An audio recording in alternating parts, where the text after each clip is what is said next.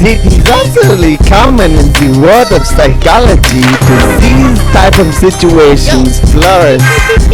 The individual is susceptible to essentially be trapped in their own mind, making, if you will, a gauntlet or labyrinth in their psyche. I was in dreamland thinking of happy thoughts of pain. Then suddenly a white-haired man appeared, poof, like David Blaine. He looked like a rock star who never really made it big, and all the hair coming down to his ass looked like a wig. Held up a gauntlet bigger than the Empire State, and a set of twists and turns that could well seal your fate. I ain't gonna lie, it really caught my attention, so I asked some more questions about this place that he had mentioned. He said, I'll take you there if you really wanna see, but if I couldn't get out, I would be trapped eternally. He said, no thing, let's go, I got nothing else to do. He said, hop on, then we'll go grab your second kid named Blue. The 9 from my drawer and my back belt in case I had to rearrange his fucking fake ass homie shiny face. He said he was the Goblin King, he had no reason to lie. Then poof, shock, bam, we were gone within the blink of an eye. Off we go, off we go, into the labyrinth where to this day nobody knows. Off we go, off we go, I was sold by this man's wicked nasty flow. Off we fly, off we fly, I'm starting to think I should not have trusted this guy. Lost again, lost again, he never told me this labyrinth has no end. Way through with my fucking belly when I heard something on the roof that struck my ass dumb.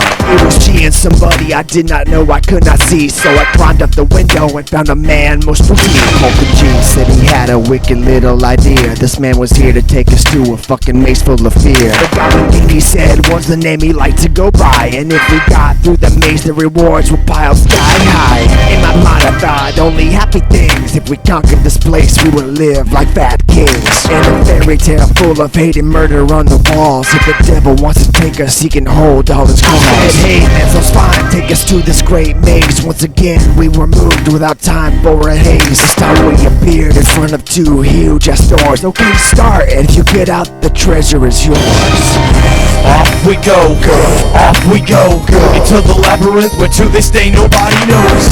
Off we go, off we go, I was sold by this man's wicked nasty flow. Off we fly, off we fly, I'm starting to think I should not have trusted this guy. Lost again, lost again, he never told me this labyrinth has no end. I forced myself to see if it all was real. There were eyes watching my every move from what I could feel. We started running and running, seeing road after road. Mooks and Pits was doing good to keep our pace slow. I felt a breath on my neck and turned around a slight steep. The shadow disappeared as I saw the outline of a creep. We had to keep our heads on and look for anything right, but right before we could even do that, day turned to night. I said, fuck this, walking through walls is how we can go. We hit the wall harder than a former addict on blow. Some kind of force field made it so we couldn't be ghosts. We had a body and a pulse, so we started a roast. Lost our bodies and ascended back to what we were used to. A handful of chains and a knowledge of food. We flew up to the castle where the wired men lay, and had a roast of our own of Goblin King filet.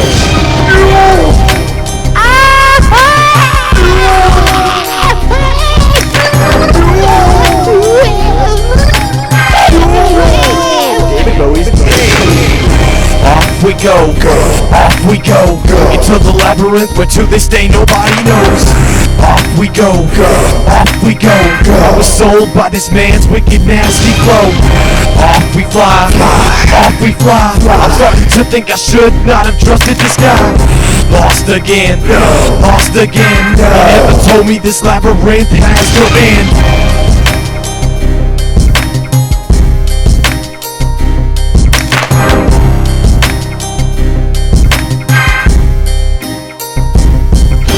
The labyrinth.